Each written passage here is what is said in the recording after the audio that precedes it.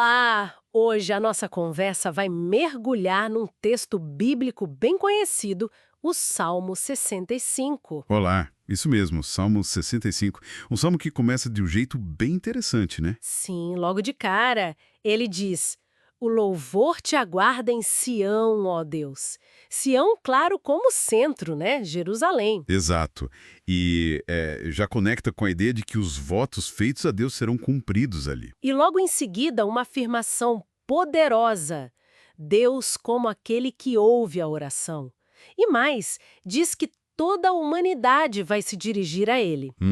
Isso já estabelece uma escala bem ampla, desde o início. Mas antes de ir para essa grandeza toda, o Salmo toca num ponto muito humano, eu diria. A questão do perdão. Sim, é crucial. Ele fala, quando fomos dominados pelos pecados, uma coisa que pesa, né?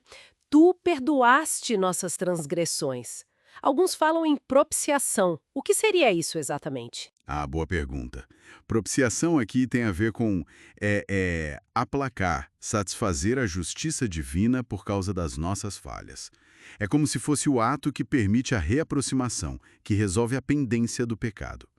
Entendi. Quer dizer, para chegar perto de Deus, para experimentar a bondade que o Salmo descreve depois, primeiro precisa dessa resolução, dessa limpeza, digamos assim. Exatamente. Sem essa base do perdão, a comunhão que ele vai descrever, tipo habitar nos átrios de Deus, não seria possível da mesma forma. Faz sentido.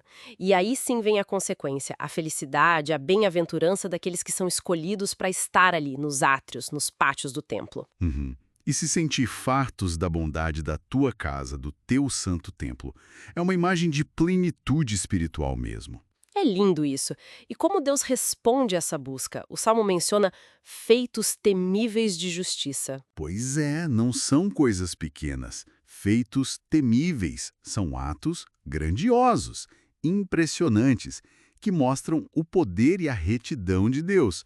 E olha a abrangência de novo. Com certeza. Ele é chamado de esperança de todos os confins da terra e dos mares mais distantes.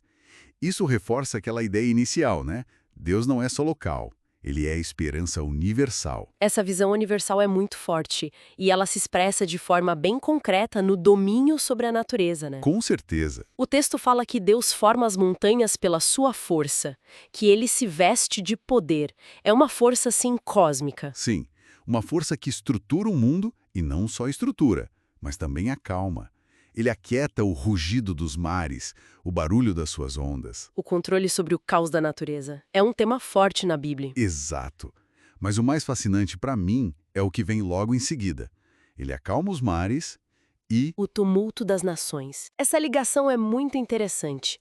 Colocar a fúria do mar e a agitação dos povos, tipo revoltas, conflitos, no mesmo nível, que os dois estão sob o mesmo controle. pois é, sugere que, para Deus, a desordem humana é como uma tempestade na natureza, algo que ele também tem o poder de serenar. E qual o efeito disso nas pessoas? O Salmo diz que os que vivem longe temem as tuas maravilhas, geram respeito profundo, uma reverência, sabe?